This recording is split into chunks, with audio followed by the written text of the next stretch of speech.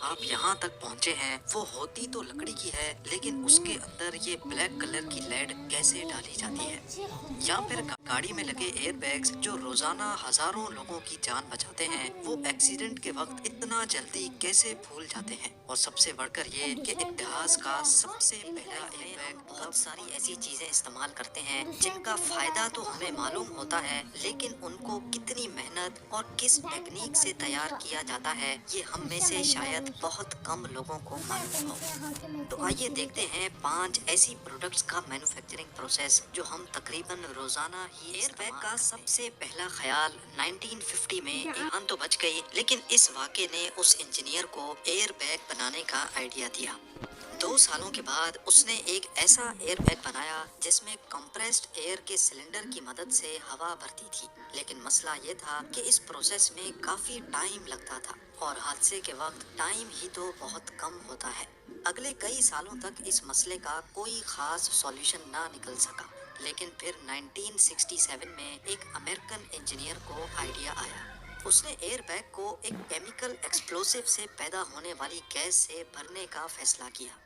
Year bag کے اندر موجود chemical sodium ایزائڈ ہوتا ہے جس کو گاڑی میں لگا کریش سینسر ایکسیڈنٹ کے وقت ایک الیکٹریکل سگنل دیتا ہے۔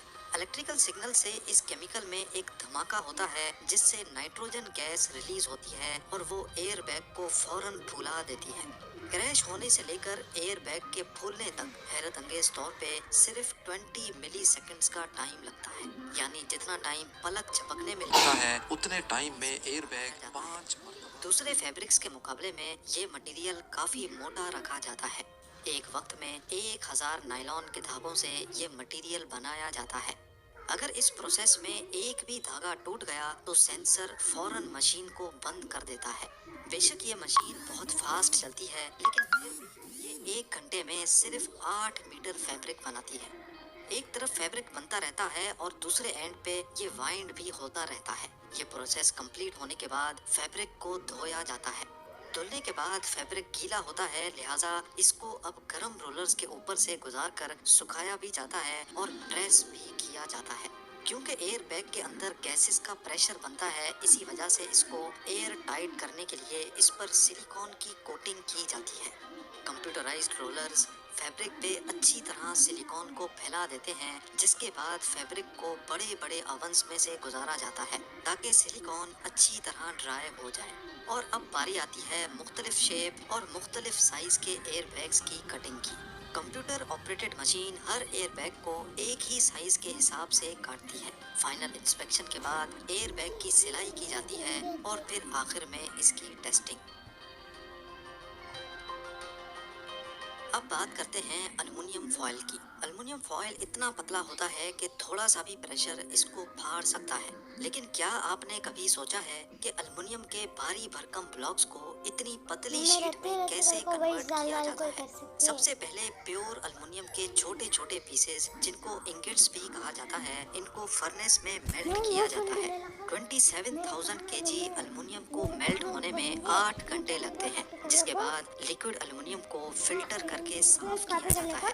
اس میلٹڈ الومنیم کو ڈائی میں ڈال کر ٹھنڈا کیا جاتا ہے اور اس طرح کی شکل دی جاتی ہے۔ الومنیم کا ایک ایک بلاک 7.5 ٹن وزنی ہوتا ہے، جس کو کرین کی مدد سے اٹھا کر ملنگ مشین پر رکھا جاتا ہے۔ اس مشین میں گرم رولرز ہوتے ہیں جو اس الومنیم بلاک کو آہستہ آہستہ پتلا کرتے جاتے ہیں۔ ہر ایک چکر کے بعد یہ رولرز ایک دوسرے کے قریب آ جاتے ہیں۔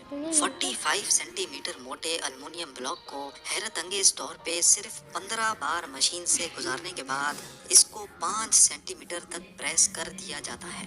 اس کے بعد اس 5 سینٹی میٹر شیٹ کو فوائل شیٹ جتنا پتلا کرنے کے لیے الگ ملنگ مشین سے گزارا جاتا ہے۔